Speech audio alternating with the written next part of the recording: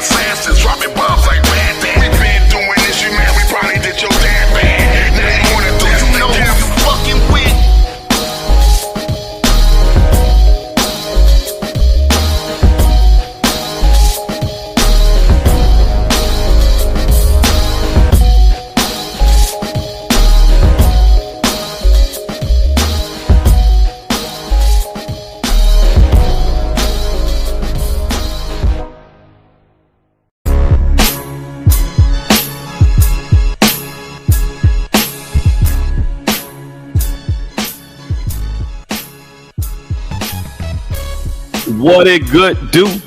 Y'all know what it is. What's up? What's up? This is Wolfgang Amadeus, set in the West, y'all. I'm in the building. Appreciate y'all coming in on a happy Thanksgiving.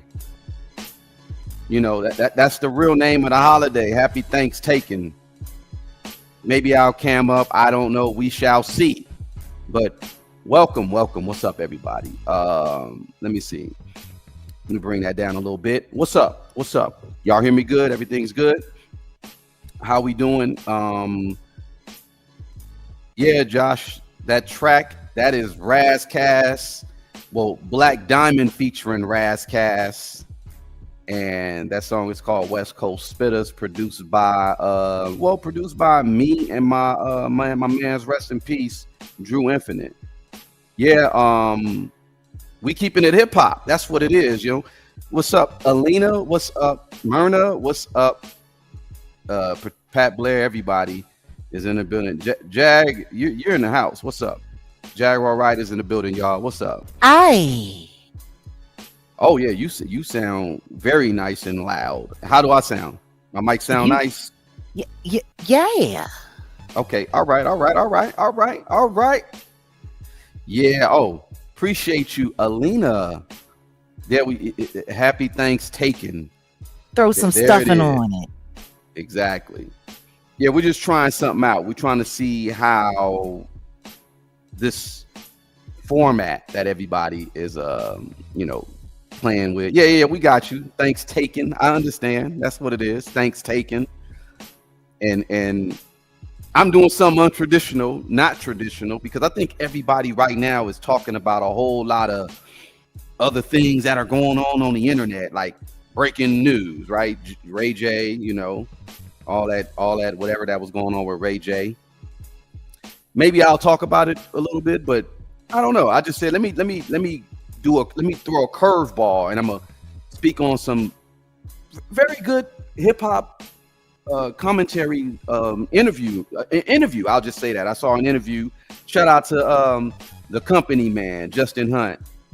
He he had a members only interview that was out for him. That was in his members only chat for a minute, and he just dropped it today with Ras Kass. And there's only so many. Like, I don't see a lot of very well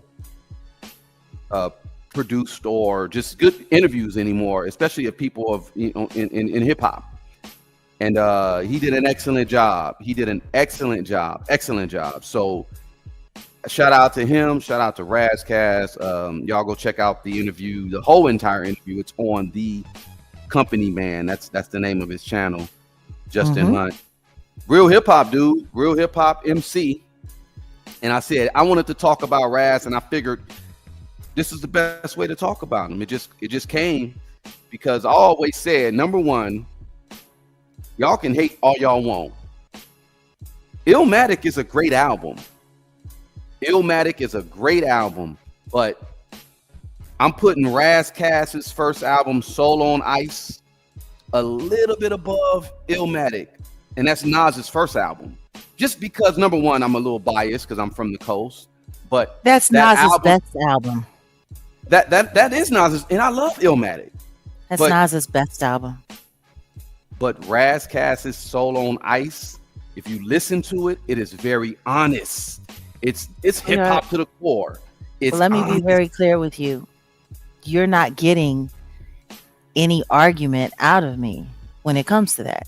Soul on Ice is probably one of the best hip hop albums ever released, and it's so funny because there was a lot of things that weren't acknowledged during the 50th anniversary of hip hop.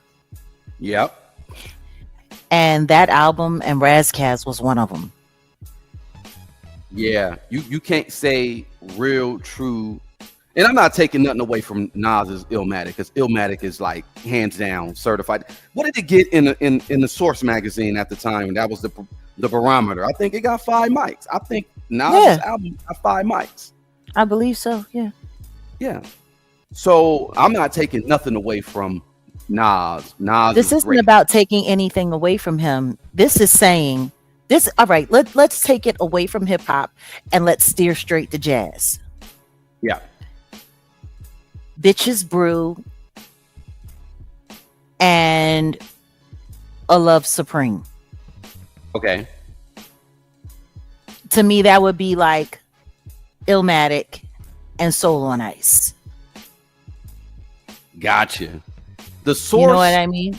The Source gave Raz's album 3 mics. I know. That's disrespectful. It should at least be 4 mics, but I get it. The Source bias as well, because I think they're East Coast based.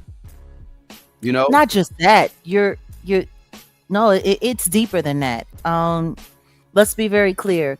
The Source started pushing what we now know as rap culture agenda back then. Yeah. We were already steering it in that direction. The stuff that Ras Kass was saying, like, the great thing about Nas's album is it was highly informative, highly intelligent. Wordplay, the tracks, all of that was awesome. But the one thing, and the reason why I think it got the universal push that it got, is because it didn't say anything that actually offended anyone. There you go. He really did a very good job at stepping on nobody's toes at all. Yeah. Yeah. For it to be such a groundbreaking project, it was actually a very safe project. He didn't attack any of the real systemic issues, even though he talked about the real systemic issues. He didn't really go after putting responsibility and accountability on the community or the powers that be. Even though he talked about the breakdown of all of these things that happened. It's really funny. It was like acknowledging a corpse, but not acknowledging the autopsy. Great analogy. So when you look at Soul on Ice with Ras Kass says, here's the corpse, and I'm going to tell you how it ended up this way. And he went through the autopsy, injury for injury, blow for blow, contusion for contusion, abrasion for abrasion. He didn't skip over anything. That's the difference between those two projects. Yeah. If I'm wrong, please correct. No. You are right. I was gonna pull up something. Somebody tweeted something the other day, and I was dying because I thought about Raz's album and I thought about Illmatic. Again, I said Raz's album, Soul on Ice, is a very honest album. Now, it's funny because somebody made a joke and said, they got a Twitter thread saying, or X thread saying, hip hop's biggest lies. And, they got all these people with these verses or whatever, lying or whatever. Somebody threw in Nas saying, I went to hell at 12 for snuffing Jesus. And then they had a picture of Nas at 12 years old. That shit was funny. And that is a joke, but it's kind of like, that's what I meant by that album being greater in my opinion, because Ras Kass was just honest with it. It was, and I understand. Like, I got cousins that went through the situation that he went through in that album. He tells a lot in that album. And then you're right, as far as what he was saying on that album. First off, Nas had to be safe.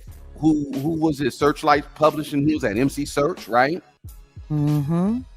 Now Ras was Priority, Patchwork, just Raw, and he said what he said. In fact, he paid the ultimate price because that song that everybody don't want to talk about, but they talk about, is called Nature the Threat, where it's funny, he drops a whole lot of just science about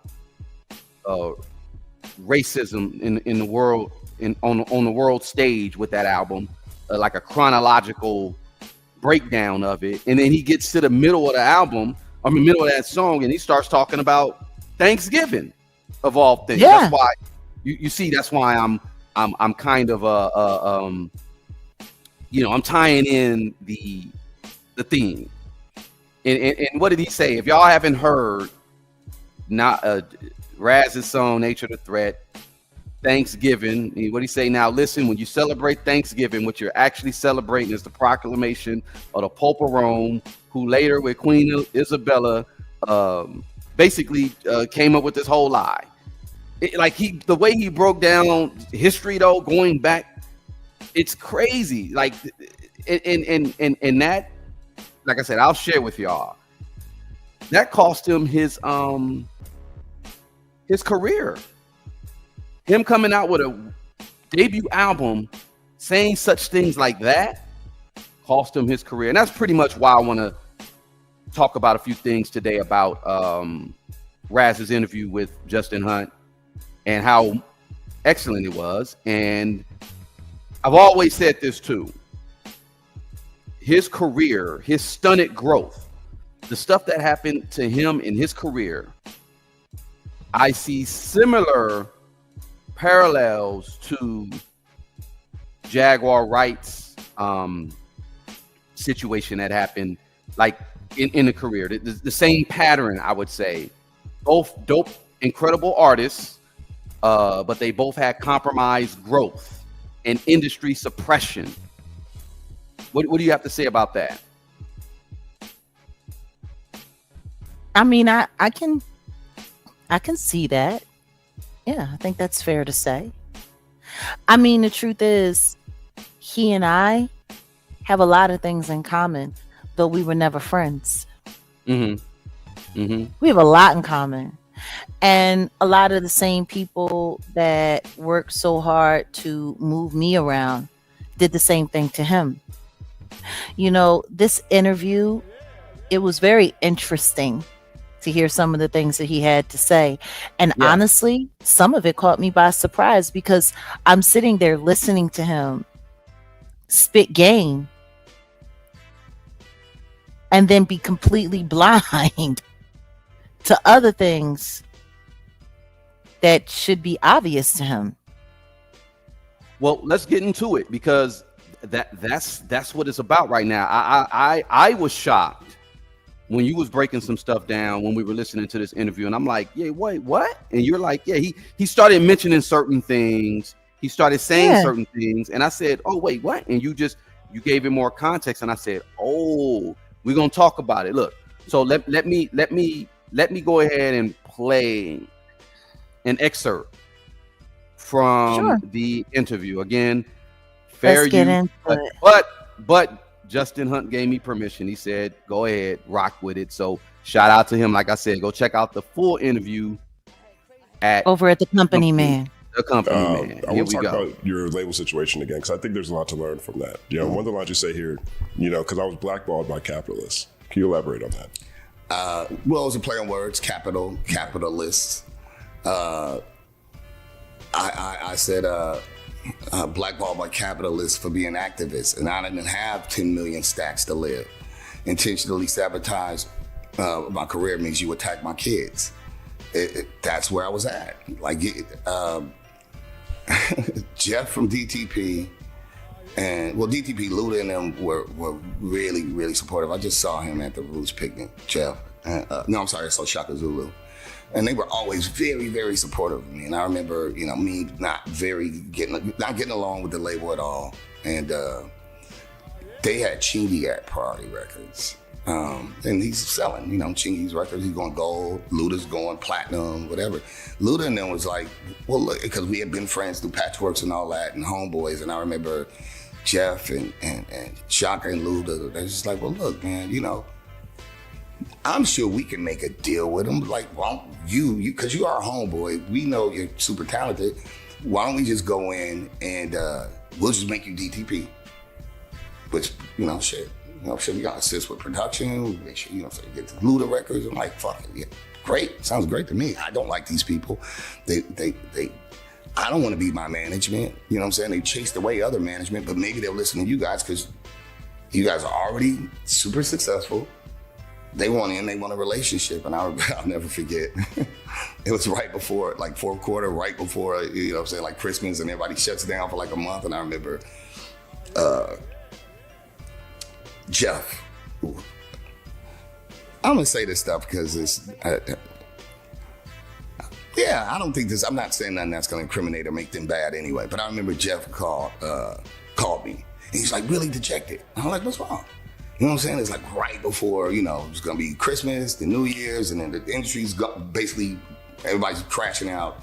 Well, not crashing out. The industry's over from the 14th until the 14th of next month or whatever, January, after New Year's. And he's super dejected. He's like, man, we just went up there, had the meeting, and he told me the quote that the vice president said. He sat and talked to her, kind of had this projection, like, we could get these results, like, you know what I'm saying? Plus, here's the rub. It don't cost you nothing. We'll just take Ras under our wing, and then you never have to talk to him again. But we could make his records big because we really think Ras is a dope artist, and you know what I'm saying? He just didn't have a support system, so we're gonna be a support system. And I remember Jeff said that Wendy Goldstein said, "Oh, his career's over already." So it wasn't about money. That's capitalist. It was just to kill it. It wasn't. It was more sinister than wanting not. You know what I'm saying? It got personal. How dare you, black guy, tell me something when I just kill your career? This is ego. And I remember that was that, and that's when I kind of had to make some decisions about what I was going to do while I was in this litigation and how long it would take and whether I was going to have to go kill some people. You keep it honest. Yeah. I told my mother that, and I wrote my manifesto. I wasn't going to go in there and hurt people, random people. I was going to hurt the people. You want to play with my life, and then I'll kill you, and then you can. I'm never going to go to prison over it. That's deep. That's hella deep, y'all. Look, I didn't want to just end it on that. It was a lot more that I wanted to put, but of course, I didn't want to just overdo it with the interview. But again, the rest of the interview was over at the company, man. I forgot to put it in the description, but him saying that, where he ended off with wanting to unalive a few people, because I know people in the music industry, they told me the same thing. These people will jerk you so hard and so much that they'll push you to that extreme. And I get it. If you're an artist, your art. That's your art. You do what you do. But he said it, and I said, whoa. But let's go back. Let's go back with what he said when he said he was dealing with DTP, and then he mentioned the Roots picnic, and that piqued both our interests, right, Jag? I mean, I guess it piqued your interest. It didn't pique mine. What it piqued was my stanky nose, like somebody farted in here. Yeah. Like, what's so funny is I'm sitting there listening to him tell this story, and I'm kind of baffled. Like, I'm just baffled, in all honesty. And the reason why I'm baffled is because how the hell did you think you was going to do business with Luda and them, and they was going to go to Wendy Goldstein and then come back to you with it's on and popping? Like, how did you not see? This is the funny thing. These dudes will sit there and they'll pretend. And what they'll do is they'll get your hopes up, and they'll have you thinking that they already know it ain't going down. Mm-hmm. They already know that. They didn't need to have a meeting. They knew it wasn't going to happen. They did that to fuck with him. It was wasting his time. Yeah, exactly. And fucking with him. To get your hopes up, to make you think that there's a possibility, because they want to see how desperate you are. They want to see if you're willing to beg for it.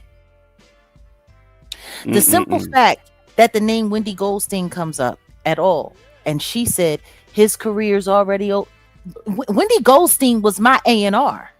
I know Wendy Goldstein. I used to go shopping with Wendy Goldstein. I know Wendy Goldstein. I know all of the black rappers that she used to have sex with. I know everything. Oh. I remember what she used to do with the Roots. I remember everything. I remember when Wendy Goldstein first started working against me, once she started making reports that I was going to be hard to contain. Wow. I know Wendy Goldstein. I remember Wendy Goldstein when she was married to her hairdresser husband, who she kept trying to convince everybody wasn't gay when we all knew he was gay. Which is why I thought it was interesting when Wendy Goldstein ended up being girlfriend to a rapper named Lonnie Lynn, also known as Common. Yeah. Oh. She was his handler when he moved to LA. Oh. After Erica left him high and dry, and he found out she was pregnant by the DOC when we thought it was M1's baby. See, there's a lot of history there. Oh man, this damn. Go ahead. Wow. After Wendy Goldstein and her hairdresser husband went separate ways. She was in a relationship with Common. Matter of fact, I think it's the only time we've ever heard about Lonnie Lynn being in a relationship with a white woman. Not only a white woman, a Jap, a Jewish American princess. Oh, Yeah. okay. Wow. Okay. She's the one that walked him through the door. She's the one that got him in the mix. She's the one that got him in the film, see? With all of her Ooh. contacts and connections. So she's somebody in the industry that has heavy sway. Yeah. And her having the ability. And she is she comes from a very, very, very powerful Jewish family who has deep ties in the entertainment industry. Yeah, well, her having the ability to sit Ras Kass down like that. Wow. Okay. Having the ability. You mean her following through with orders? Because she's not. You see what I'm saying? I got you. She was like Sylvia Rome, but like a sleeper cell version of Sylvia Rome. Got it. Okay, so like Wendy Goldstein's name is only gonna hit with people who are in the industry. You don't really hear people talking about her publicly like that, and that's for a reason. Right. Yeah, the unseen, the hidden hand that that be really doing the damn thing. Wow. Yeah. Yeah. Wow. She chased after every prominent black rapper in the cultist rap movement. I could tell you pretty much just about everybody. She put her mouth on, or she put her you know what to. Like, whoa. She was a handler. Whoa. Period. Wow. She was a handler. Wow. Which is why I thought it was very interesting that she ended up with Common. Yeah, you want to know what's funny? What's up? Wendy Goldstein was the one to tell me that Erica wasn't having no SCX with Common. She was the one that told me that. Oh, snap. She was the one that told me it was a whole fake relationship PR thing. She was the one that actually confirmed that to me. It was Wendy. Wow. I've known Wendy a long time. And the thing that tripped me out was when I finally realized what Wendy was. That was when, boom, I knew. Like the way they take people and they put people in these certain pockets. Yeah. To make sure. And see, that goes to let me know that Ras Kass never really knew his true value. Because the truth is, if there were a rapper to pick up that revolutionary, hard-hitting, conscious black man mentality, that mantle that Tupac was finally starting to claim and really put on, like Ras Kass was the only person. Isn't it funny how he got shut down? Yeah. And let's be very clear. Wendy Goldstein and the Roots are very much so in league. They're her puppets. See, this is interesting because you were breaking it down, and I said, wait, when we were looking at this interview, and like I just find it funny. You sitting at the Roots picnic, you sitting there thinking that Ludacris really respects you and really looking out for you, and you don't realize that these people are plants and gatekeepers amongst their own. They offered him that, and they put that there because they wanted to see how serious they was. I guarantee you, he let them listen to records. I guarantee you, they was lit. They're like, oh yeah, he hard hitting. It's all recon.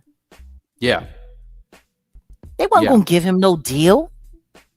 They weren't gonna look him out at all. They weren't gonna do nothing for him. Well, they just wanted to see how desperate he was.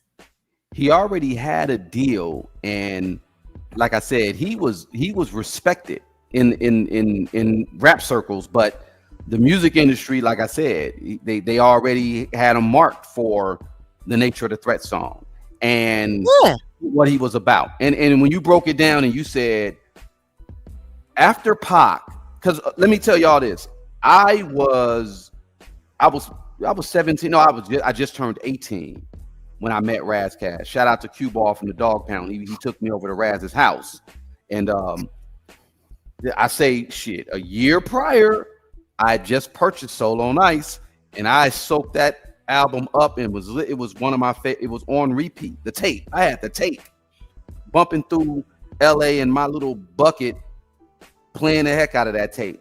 And I was actually sitting with this dude, and I'm like, "Yo, dude," and he's just a regular dude, chilling, and just humble, cool. Well, I ain't gonna say humble, but Ras is Ras. Anyway, my guy, this was, mind y'all, this was right before Biggie was unalive, and this was right after Pac got taken out. So I'm sitting there talking to him, and he's telling me about, his connections to, certain artists. And, I know he had a connection to Chino XL. Rest in peace, Chino XL.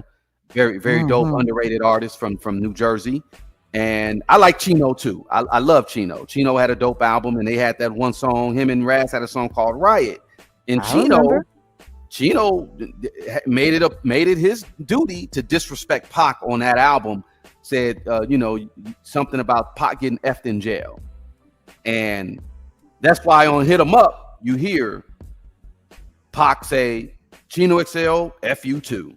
Because he was going in on everybody. Ras was, not gonna say afraid. Ras was apprehensive at that time. He was like, yeah, when that album came out and when Hit 'Em Up came out, I swore Pac was gonna diss me because I did that joint with Chino, but he said Pac didn't diss him, so that gave him a pass in the industry. Because if Pac dissed you, that's why people, shout out, rest in peace to Pimp C. Pimp C did not want to do that song Big Pimpin' with Jigga because Pac didn't sanction Jigga. And called him Hawaiian Sophie fame, blah blah blah. If Pac called you out, you were pretty much done industry wise. You get what I'm saying? So Ras had a healthy apprehension, I'll say, when it came to that. But Pac never dissed him. That was cool. Pac probably would have certified him. And like you said, he could have been that person to pick up the mantle with what he had going on. Absolutely. And I don't think he realized they encroached all around him to make sure he went nowhere. East Coast and West Coast. Yeah. He pretty much like there's no way Wendy Goldstein had it out for you and the Roots was looking out for you. No way. Right. No way. Right. Yeah, and you said the Roots. Because he mentioned the Roots. I think he mentioned, he mentioned the Roots, and then he mentioned Black Thought in the same interview. Yeah. Talking about what a great MC he was and how he got overshadowed by the great group that he came from. What great group? They don't even believe that they were a great group in hip hop. If they actually thought that they were a great group in hip hop, they would have never signed that deal with Jimmy following a phallus to sit there and be his minstrel show band. They would have never done that. Ever. Do you think Outkast would have done it? No. No, not at all. Do you think UGK would have done it? No, not at all. Do you think like this is the thing that trips me out, and it's so wild because people aren't paying attention.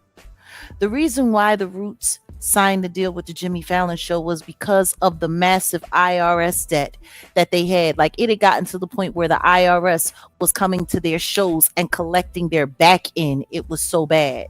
Damn. It was looking like people were going to be going to jail for it. And they had commingled all of our budgets, including my budget. They stole money. They did all kinds of stuff. Like, these people owe me and other artists who work for the label so much, but ain't nobody really going to talk about that. People want to act like that doesn't matter. So doing the gig with Jimmy Fallon gave them steady cash so that they could pay down their IRS debt. And then they were still trying to go on the road. But unfortunately, the show had gotten to the point where the show was so expensive. It was too expensive for them to be opening acts because, once again, hip hop had changed. Yeah. Hip hop had changed. Yeah.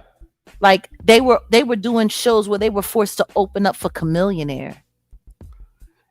Really? Yeah. So they weren't headliners. And why weren't they headliners? Because they were none of the cool kids, and they didn't have enough hit records. They just had the Grammy. So from what you were saying, though, about their relation to the Wendy chick and Wendy Goldstein, Wendy Goldstein used the Black conscious movement to figure out who the real threats were and to figure out who would capitulate, and then to tweak hip hop in the direction that the powers that be wanted it to go. Yeah. Yeah. Wendy Goldstein's main job in the conscious rap and neo soul era was to destroy it, to diffuse it. Yeah, there was already a division going on at the time. New York, from what it sounds like back day, never respected West Coast or LA, even let's just say the whole West Coast, or MCs that are outside of LA or out of New York, outside of New York, because it was they ain't got it, son. They ain't got lyrics, or they this or that. I remember the South used to get dogged out, but Outkast, shout out to Outkast and Dre. I mean, and I've got something to say, but I just wonder how. I just wonder how Ras Kass would feel if he knew exactly how much respect that the Roots really didn't have for him. Well, let's talk about it. That's why I wanted to talk about. Like, I don't think people understand. They sold out. Like, and that's the thing that really bothers me. They sold out. They were there to play gatekeeper because they were never going to be Wu-Tang Clan. They were there to play gatekeeper because they were never gonna. You see what I'm saying? Yeah, I got you. Yeah. And what a great group. That's why anytime I hear like people are consorting with certain people, I'm just sitting there looking like, do you really believe that? Yeah. This interview with Ras Kass was real interesting because I was just sitting there and I'm listening to him, and he's sitting there, he's talking real talk, but at the same time I'm watching him still let me not go too far. Yeah. Let me get this off, and then let me bite my tongue here and bite my tongue there. And that's a shame. But it reminds me something that Tupac once said in an interview. There are no old revolutionaries. Yeah. Black men after the age of 30 are broken. They're just not going to go far, no matter how much knowledge they have. And that's another reason why they like to create these generational divides in our culture, because for the elders to arm the youth with the real tools that they need to reclaim their culture, to reclaim their identity. Yeah. Yeah. Yeah. You need the youth for the action, and you need the elders for the wisdom. That's how it's supposed to go. And you put all of that together, and what you have is something that's very powerful, very powerful. But if the youth don't respect the elders, and if the elders don't take the time to look back to the youth, I mean, the truth is I'm looking at a lot of what's going on in hip hop right now, and it's kind of crazy. Like I just saw that performance with Papoose, and I'm just like, what the hell was that? What the hell was that? And he's sitting up there talking like he's got this song, and it's just talking about money. I got money. I got money. I got money. And it's almost as if you did all of this so that you could diffuse what Remy Ma said about you living off of women. Got it. Ooh. And on top of that, it's not a dope. He's not a dope performer. He's not very charismatic. He doesn't. You know what I mean? And the relationship with him and Clarissa Shields, it's becoming embarrassing, like for the both of them. Like it's becoming very, very, very embarrassing. But that's what they want. That's what they want people to see. Let's not. He was able. I'm not steering away. What I'm saying is he sacrificed his black family. Yeah. Publicly, very publicly. Yeah. And this is what's going on. You know what I mean? It looks a mess. It all looks a mess. And once again, this is what they're doing in hip hop. This is what they've been doing in hip hop. But yeah, no, the second that I heard him start talking about Wendy Goldstein, I'm sitting up there like, and you trust the cats that you think respect you? Because they all bow down. You're saying, for the most part, groups like the Roots, they'll block real talent that doesn't fit a formula. I put that in the description because it's somewhat true, because like we were talking about Roots albums in general. Number one, I'm not dogging out the Roots or whatever, but I do side eye them a lot of times. Like, check this out. They had Do You Want More, that first album. I think they had an album before. It was like an underground album they had before that, I think. But Do You Want More was the shit. Okay, it was a little bit maybe ahead of the time. Then they dropped Philadelphia Half-Life. And then it was like Half-Life was awesome. It was. I had that tape too, because I had that tape after. I had the tape around the same time Ras was had dropped Solo Nights, Real Spill. There was so much good hip hop at the time. That was that was a good premiere album. I mean, not a premiere, but it was a good second album that the Roots dropped. Yeah. But then after that, it was kind of like, okay, what things fall apart. And it seems like some things fell apart. Not saying it wasn't a bad album. I'm not saying it wasn't a bad album. They started going commercial. And that's what I meant by the formula. They started going commercial. And that was when, the fellas started just really getting into the pop culture side of things. That's when, and it's so crazy because we were all there in it. And I think we all kind of got seduced by all the little bubbles and the things and the champagne and the weed and the wine and the expensive restaurants and fashion, and all of the stuff that they trap artists with. But I started realizing everything was starting to change little by little by little by little by little by little. And even the way, because the Roots were right there. Like, this is what's so funny.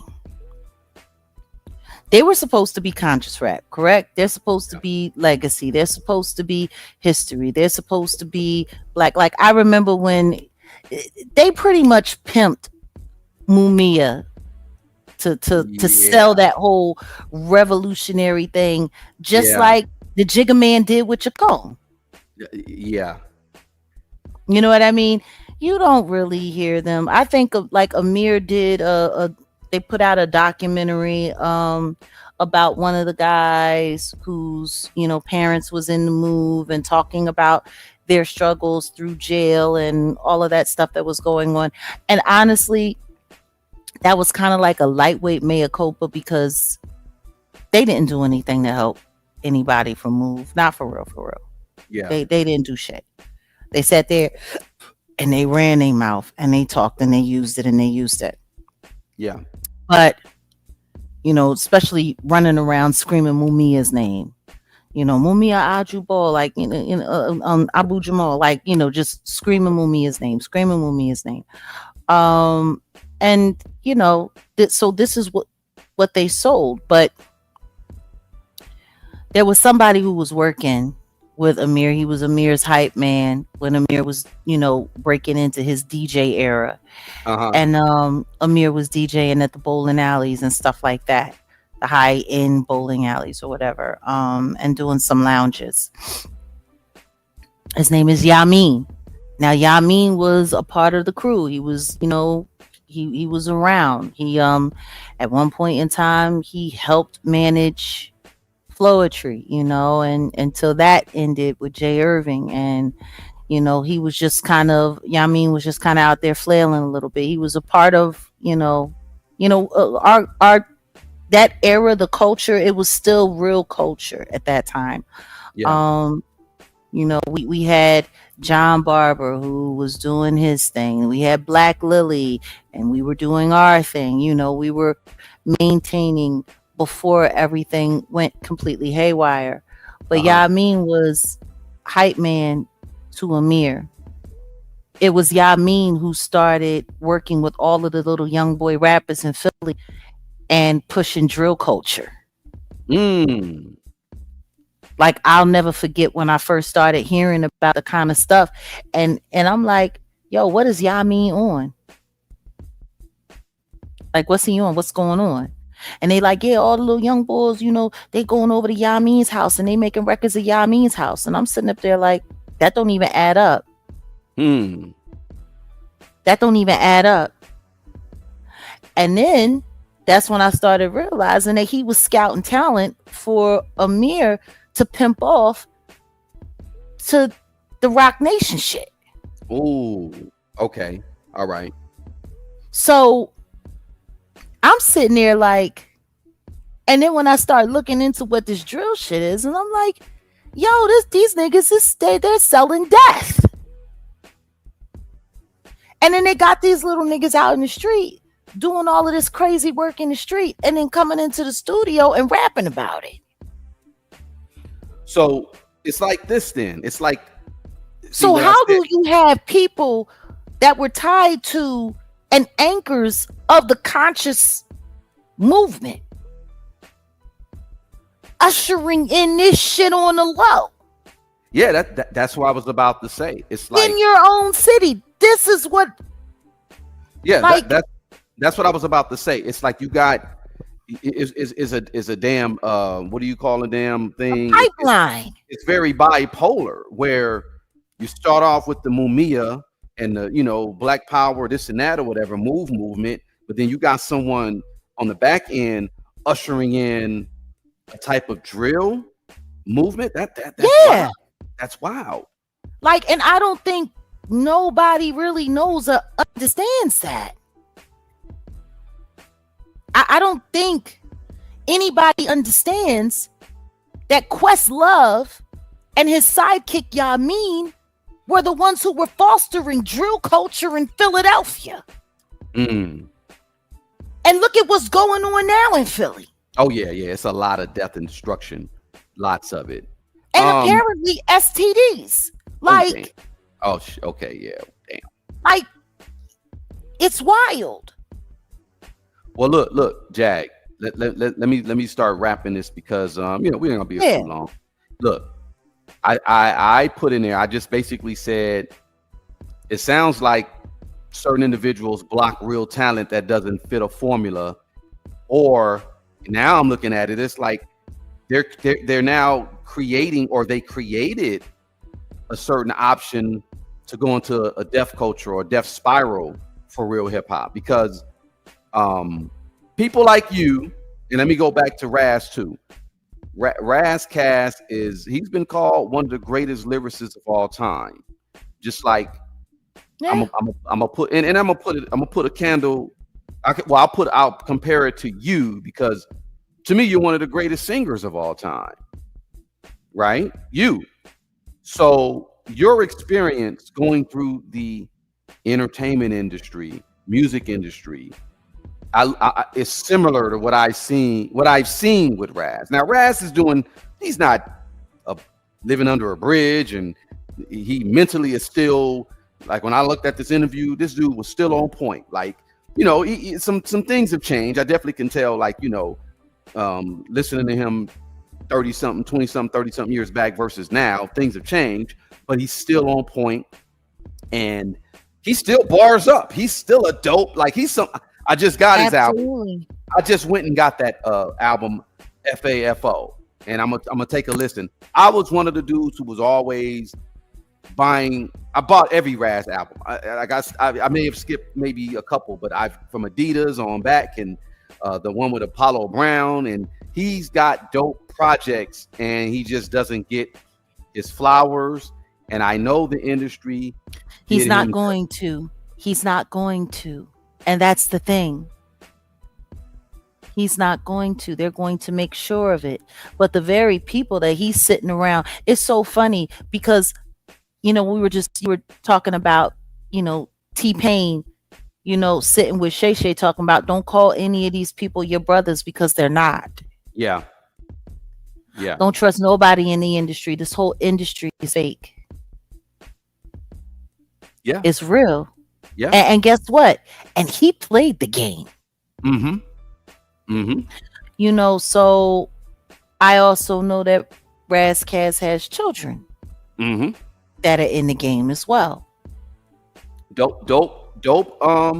Young artists. They got their group Coast Contra, and I've always been promoting them. Shout out to them, Ras and Taj. They're dope as hell. And I think he has to kind of bite his tongue because that's what it is. Well, listen to me. If you want it, all of it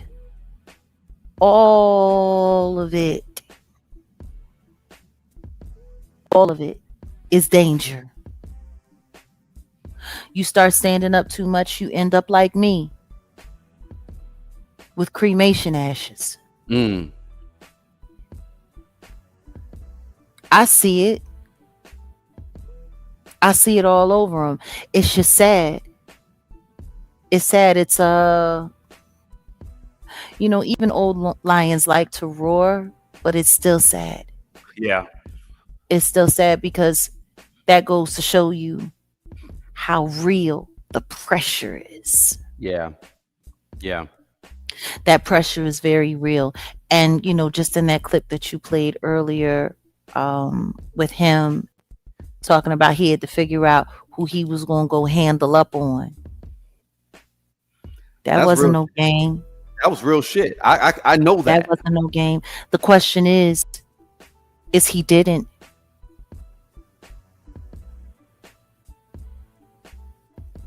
Mm-hmm. Did he? He didn't. If he didn't, then why not? Well, what changed? Let me break it down.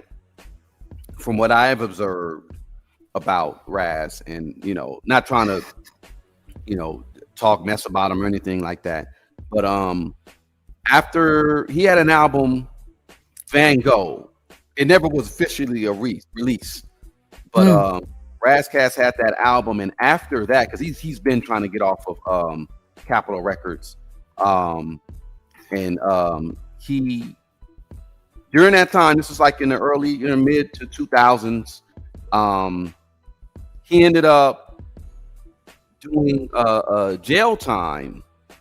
And this was around I remember this. I do remember this because I remember going to go see him as soon as he got out of jail. He did a show with KRS-One in downtown LA, and it was dope as hell. This was like late 2004. He had got out of jail because he was in jail for 2 years for a DUI. Then he went back to jail for violating his probation in 2007. So I honestly think you say, why didn't he handle up?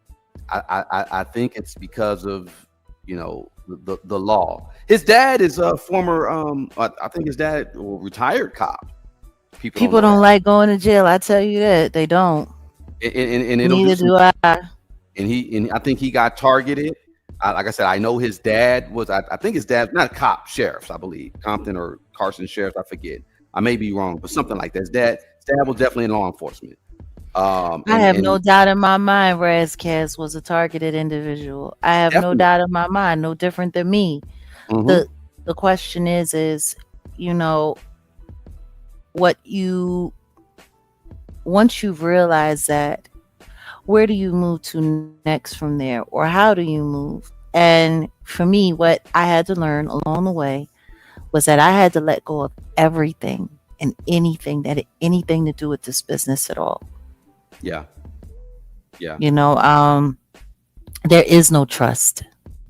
You know, there is no, you know, it's funny because, you know, there's so many people who I remembered, it's how do I say this? Let me choose my words carefully. Go ahead. Okay.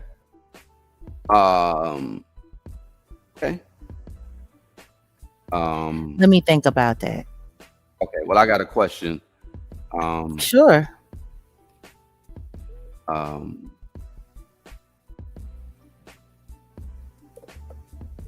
Essentially, talk about your career in like I said, I compared it to what Ras went through.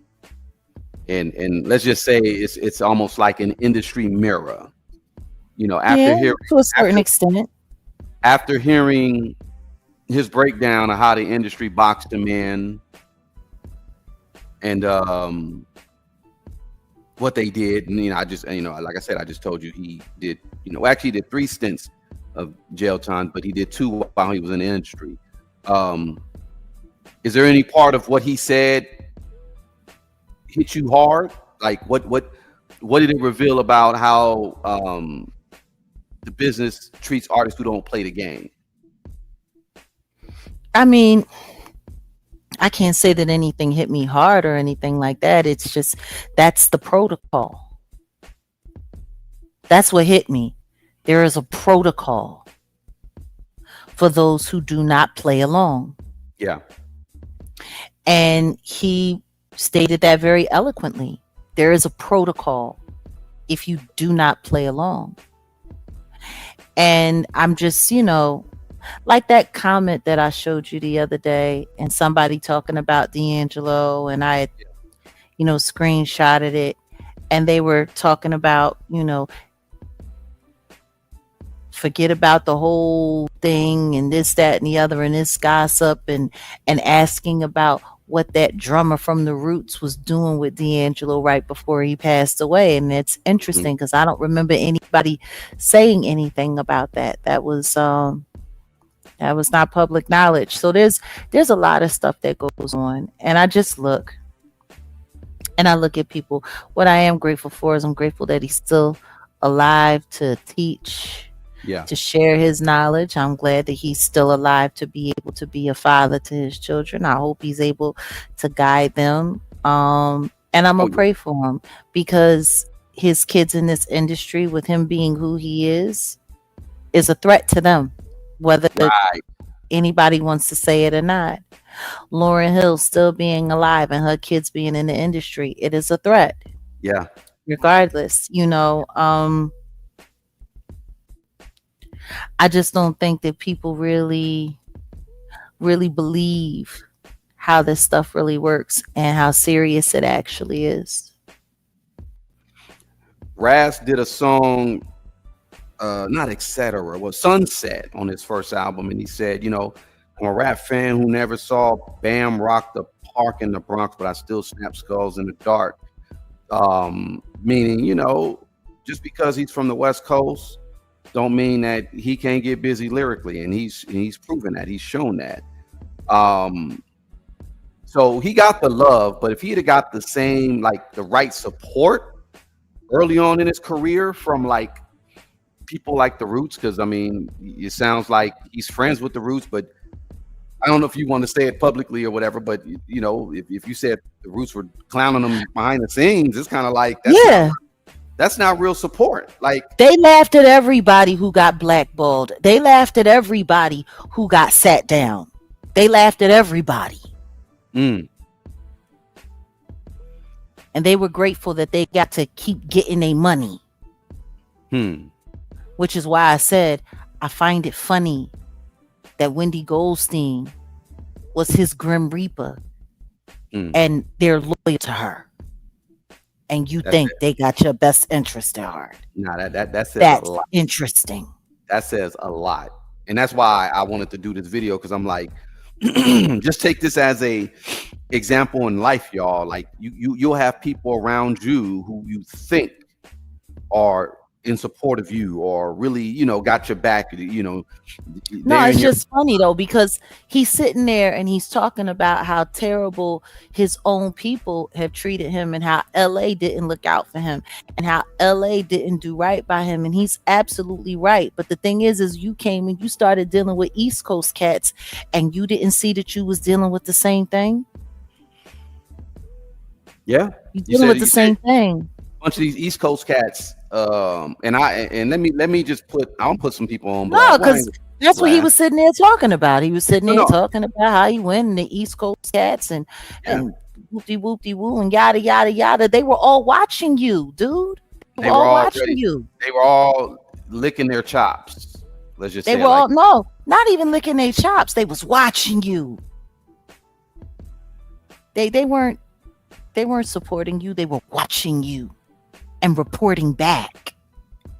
Well, it's funny that you have a connection to the Roots, just like he had somewhat of a connection to the Roots. He didn't have no connection to the Roots. What he had was association with them. I was there. Well, you were there. I was crew. I was in. And let's just say, I know how these dudes talk. And I'm not trying to be, start no craziness, start nothing. But, it's just, I always find it funny when people show respect to people who for real, don't got no respect for them. Especially when you're a great one.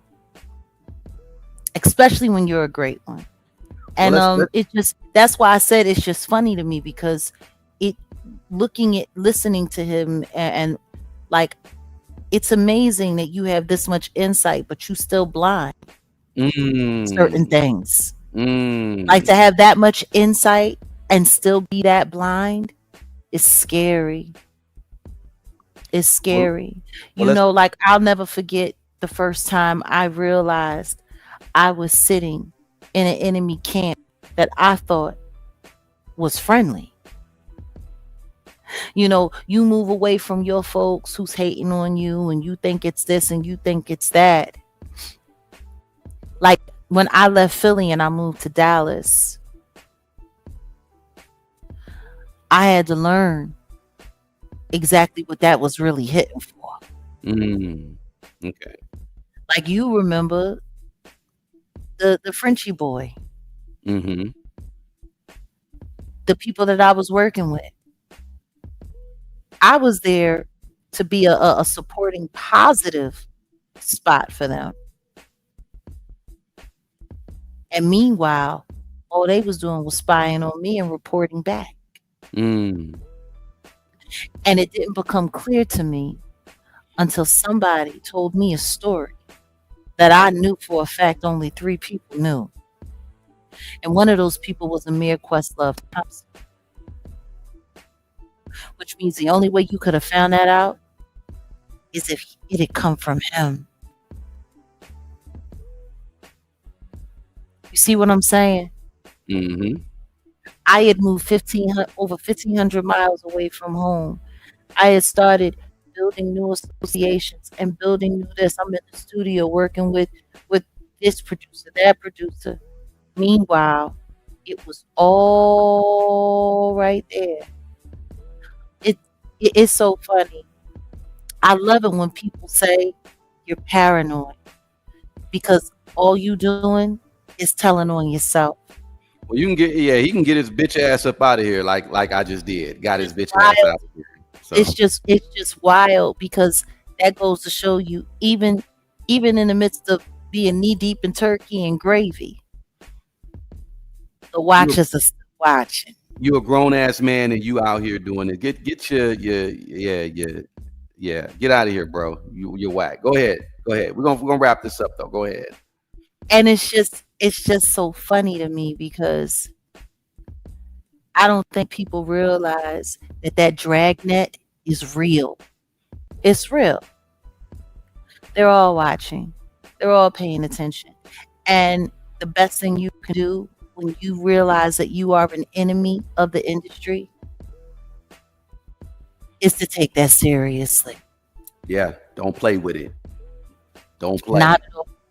Not at all. And for those who aren't sure about anything, I'm going to tell you this right now. When people start talking about, oh, this is paranoid or that's paranoid, whatever the case may be, don't ever let anybody trick you into believing that sound judgment is paranoid. Yeah. Because there's a lot of people that don't pay attention to sound judgment. Oh, maybe I'm tripping. Maybe I'm this. Maybe I'm that. I might be paranoid. I might be this. I might be that. When we started talking about the Sammy situation, and I think we should look deeper into that. It's we got to. Because, like I keep trying to explain to people, when it comes to industry infiltration, they got so many ways to come at a person, and they have so many different means on how to do it. You want to know what's funny? I remember once upon a time when the things that I look at and I take seriously now, I used to be like, oh, you're tripping. You tripping. You just being paranoid. You tripping. But when you see the evidence of it and you get to realize what it really is, you go back and you start thinking about everything that you ignored. And you start seeing the evidence of how it all went down. I mean, there are things that you've seen since you've been getting to know me, since you've been working with me, that you probably wouldn't believe. Yeah. Yep. And now we got Sammy. And Sammy is going through a whole lot. And I would implore people, please keep Sammy, the singer Sammy, in your prayers because it's a lot of spiritual. It's some spiritual stuff, in my opinion. Spiritual warfare. Spiritual warfare. He just recently, just this year, ended up getting arrested. Yeah. And then the mom situation. You know what? The situation with his mom and what happened with her and the fact that they have her in a mental institution right now. Yeah. And it was real weird because Cam Newton, he's looking like a lot of these podcast people, like the Cam Newtons, the Shay Shays, like all of these people. Y'all better start looking at these people for who they really are. Y'all better start seeing these people for who they really are because he did that on purpose. He did that just to break that boy down. Yeah. There's no need to talk about that situation. There were so many other things to talk about. But then for him to sit there and for him to just like sweep what he had to say under the rug about the gang stalking, because I guarantee you, Ras Kass probably experienced his own form of some of that stuff going on back in the day. Because when they blackball you, they don't just blackball you. They're actively working to make sure that you can't work, that you can't do anything. Like the simple fact that it took him 10 years to get off of that label goes to prove that they held him there to keep him there past his prime Yeah, 10 in years. 10 years. If he'd They have got, to make sure he couldn't go nowhere else. They signed him to make sure that he couldn't compete. They signed him to cut him off while they promoted this one and they promoted that one. and he talked about the DTP, and he couldn't even get over to them. And if he had got free at around like '02 when he was trying to really get off the label, and if he'd have got with DTP and all that, that would have been a great move.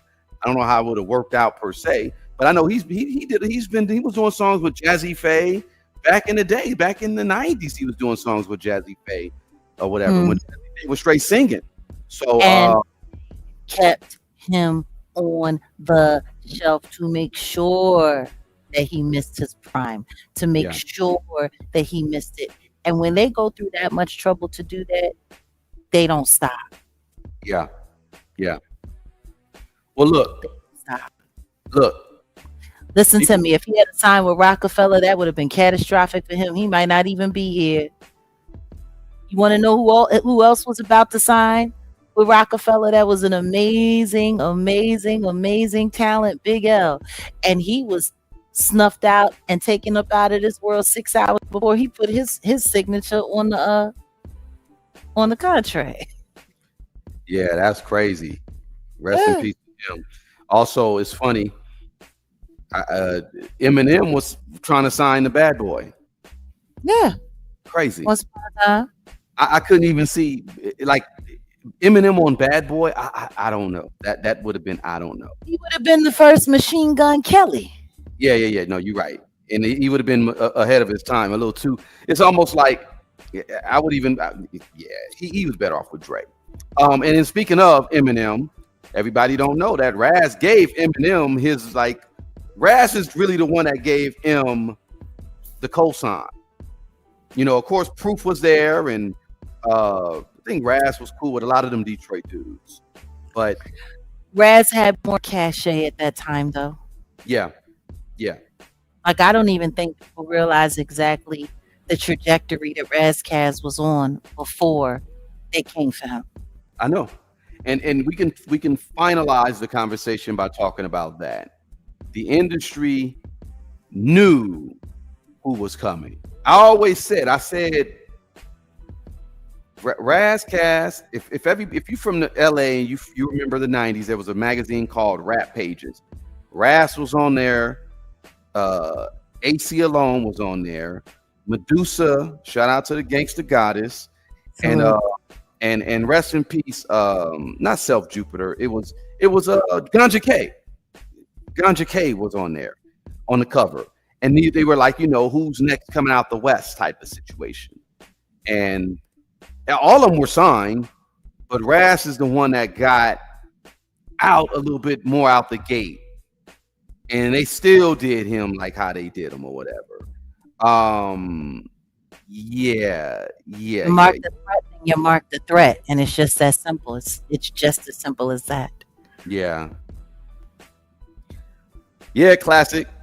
Yeah, man, appreciate it. You already know, man. We go in, and in fact, we'll do more because I think I want to talk more about the situation about the Sammy stuff. I think y'all need to be peeping at as well. Maybe we'll do that on Jags. I don't know, but I was gonna troll y'all today. I was gonna do something about Candace Owens, and I said I'm gonna leave that alone. Why? Well, let's just do it over on yours because I think we could clip it and turn it into something. It's hilarious. It's hilarious. But this is on brand with me. This topic is on brand with me. Again, shout out to the company, man. Y'all go follow them. Y'all go check out that interview. Yeah, y'all should definitely go see that interview. I mean, the whole interview and leave a comment. Just say, Set in the West brought y'all there or whatever. It's a very interesting interview and it's good. Like, okay. Jag, how many good interviews have you been in or done in your career? Like when I started out on my underground shit, there's a DJ, a voice jockey, or he was on the beat, he was on a radio in LA, and then Corn Dog. A lot of people know Corn Dog. And Corn Dog is cool as hell. He gave me like the best interview of my freaking career as like trying to be on some MC-ish. And I've been interviewing since like the late 90s. And that dude gave me, I was like, yo, because the thing is the person there has to be some type of like they gotta be able to resonate with where you come from, you being an artist, blah, blah, blah. Corn Dog was like a hip hop head. You know, he's into music. So he gave me the best interview, and I got to get a hold of Nelson because I need to get a copy of that damn interview. But long story short, there's only so many people I think that can just really give you a dope interview. Who's giving you a really good interview?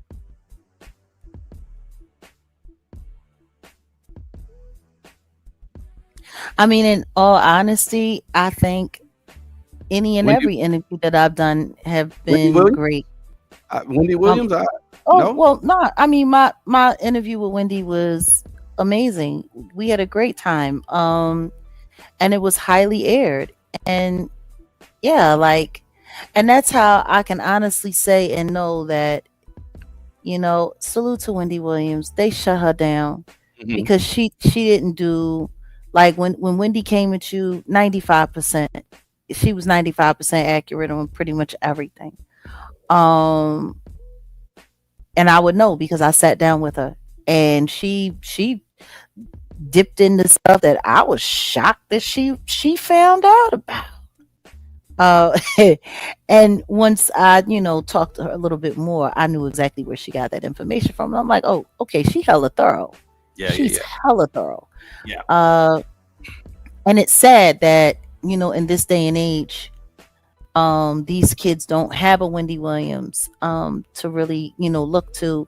You know, like, it went from, you know, having someone like Wendy Williams who values reliable source work. She might not give away her sources, but if she needs to cite her sources, she can. Yeah. And now instead it's just a bunch of people listening to Trash the Grouch, who's nothing but a liar. Like, when you look at just all of that, it's sad. It's sad. Meanwhile, this lying idiot is running all over the internet making a mockery of information. And Wendy Williams has been sitting in a conservatorship while people are lying, saying that she had dementia, and she didn't. Yeah, pathetic. You know, and it's wild because there were people who were around her, who worked around her, who it seemed like everybody was just so cool with everything that happened to her.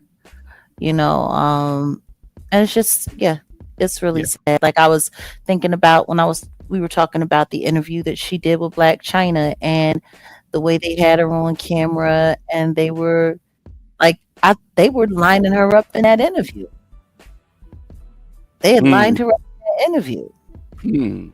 Like, the way they had her when she was drinking, and they had all of that on camera. Like, they made sure, like, and I'm just like, you know, and now looking at stuff that's going on with Britney Spears, I'm like, man, they really work hard to and I guess I'm hyper aware of it because of the stuff that they've tried to pull with me. I mean, they've tried to label me schizophrenic. They tried to call me crazy. If the crazy thing don't work, then she's a liar, and she's a this, and she's crazy, liar, she's a this, that.